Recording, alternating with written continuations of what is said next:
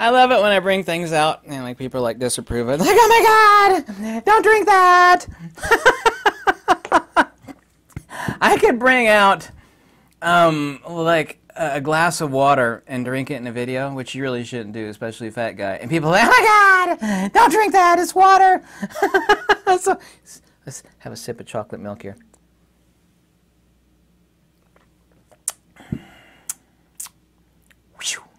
Nice. I'll edit that out of this video later. Mental note, edit this out of the video later.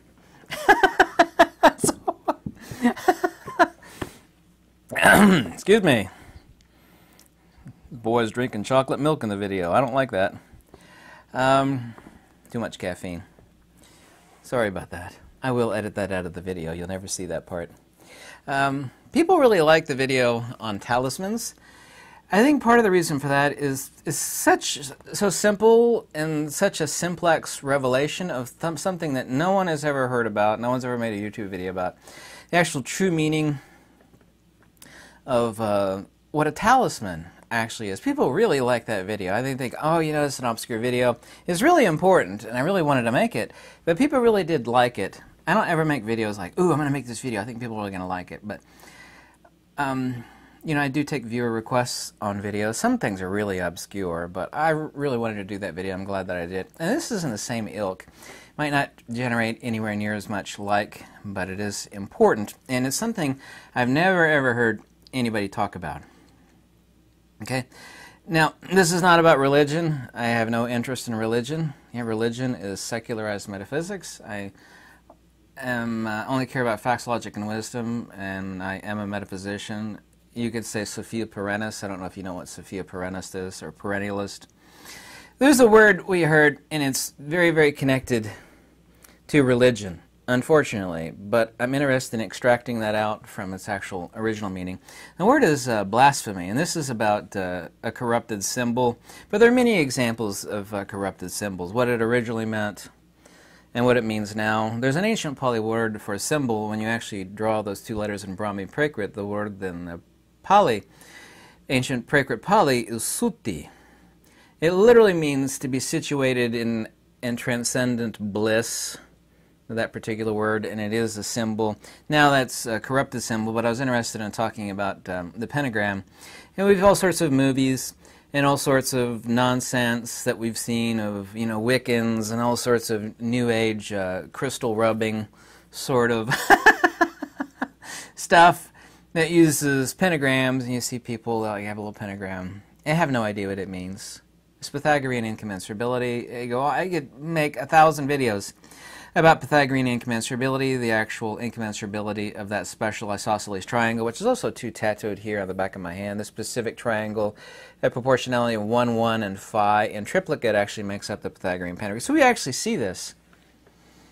But this is itself a form of blasphemy, because it was actually, in its early corruption thereof of what its true meaning is, which is about natural order and the incommensurability of perfection between the divine and that which is lower. And then, of course, like a radio broadcast is the incommensurability, because the signal is tuned and it has to be processed through a correctly working radio, and then it's broadcast. We can listen to nice music on our radio. It has to do with the signal, and then of course this worldly thing with an antenna and a bunch of circuitry in it. Same thing is true of life. It's a perfect incommensurability between the antenna of life, which of course is water, and by the way the water molecule is also too this exact same isosceles triangle, between the spirit and the consubstantiality of the body. That, of course, is life. Life is the consubstantiality of body and spirit.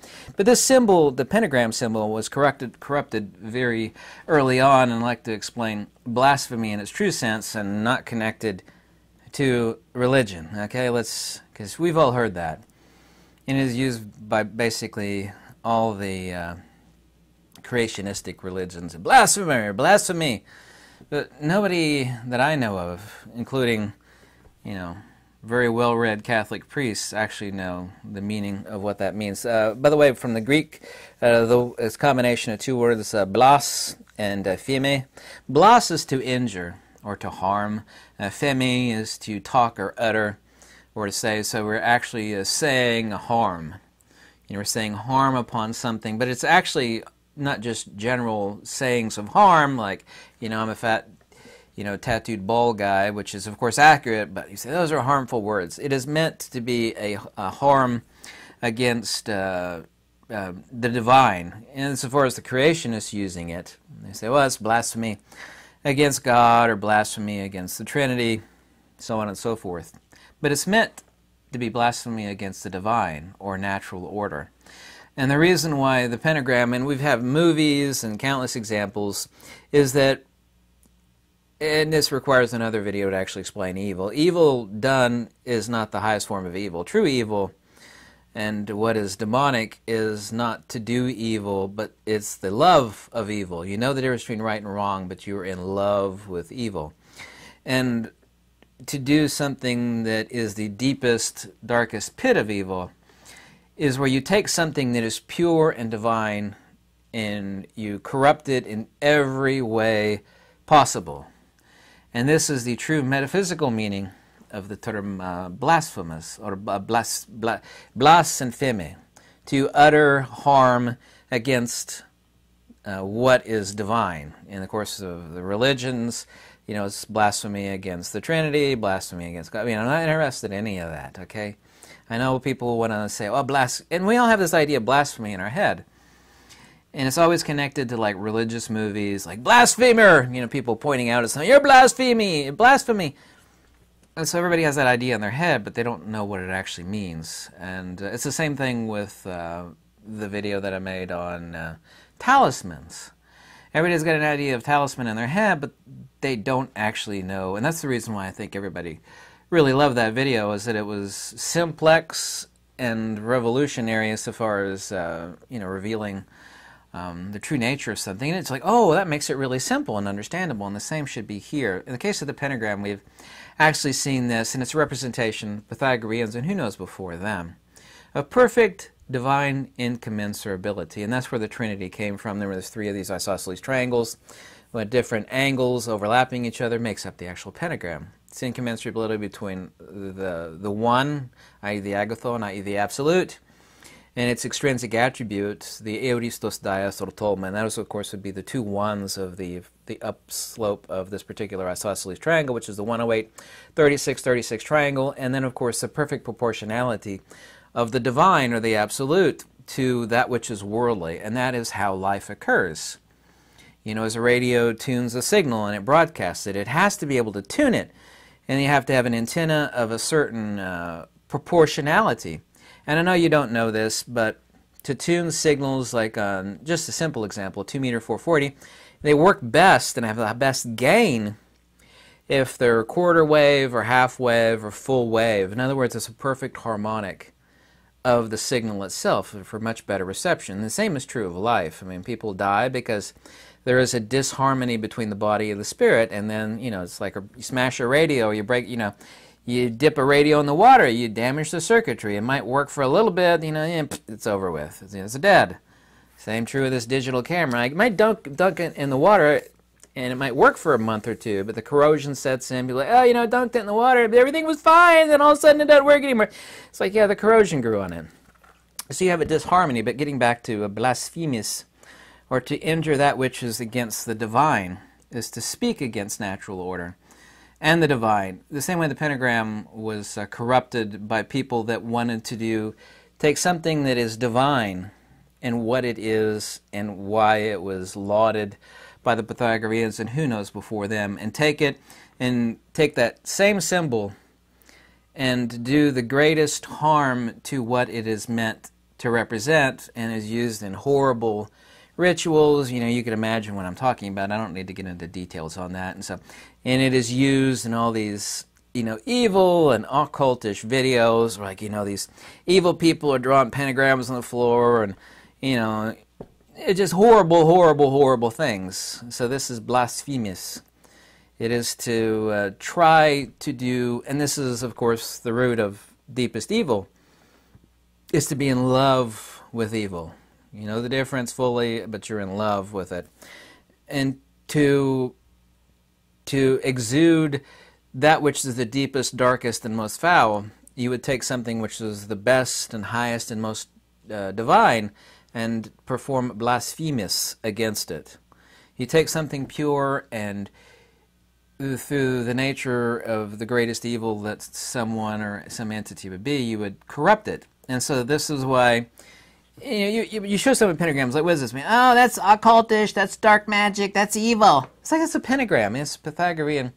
It's corrupted. It's horribly, horribly corrupted. So you're committing not literal sin in the religious sense, but you are committing blasphemous against that which is pure and divine. Because everything in nature has this perfect incommensurability. Everything. The radius of DNA to its rise is a proportionality of 1 to phi. Yeah, this is a slope of 1 to phi. Water, necessary for life, is this particular geometry. I could write books and books on just this. The discovery I made in Pleasure Republic 519D to 511. Phi, you take any line, you divide it unevenly. You take each one of those sections, you divide it unevenly again. You end up with phi, 1 over phi, which is phi to the phi cubed, which is 1 over phi to the power of -3. It is so simple and divine. It's the only perfect, there's only one perfect geometry discovered by the ancients, and there is nothing that comes within 1,000,000 miles of its perfection. Only one perfect geometry in the entire universe, and it is this particular geometry. It's not my opinion or feeling or belief, it's a fact.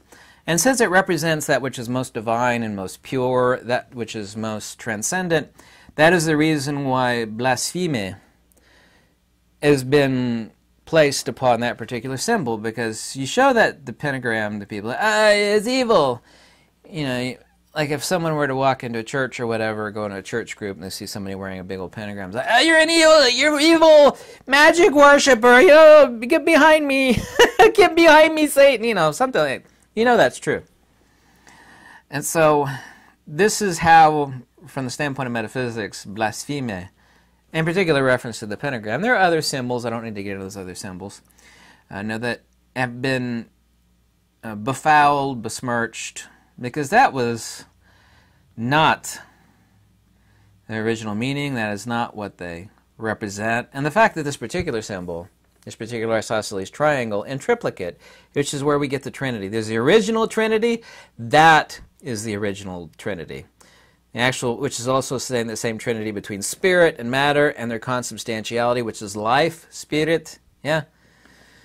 Pneume, matter, heil, that's the Greek word for matter, and ontos, being is consubstantiality of matter and spirit, and the interlocutor between spirit and matter, which makes life possible, is one thing. It's water molecule, which is, by the way, that same geometry right there. So those that are in the deepest, darkest place that love evil, that is their highest pleasure, shall we say, even though it's a different word,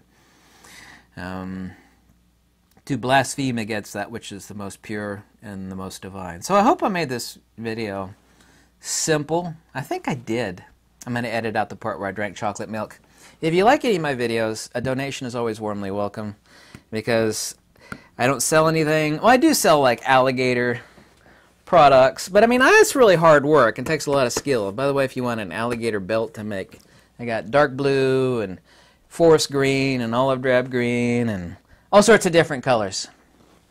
Let me know. As soon as I get done with this video, I'm going to drink more chocolate milk. Check out the links in my description below, and thanks so much for watching. Goodbye.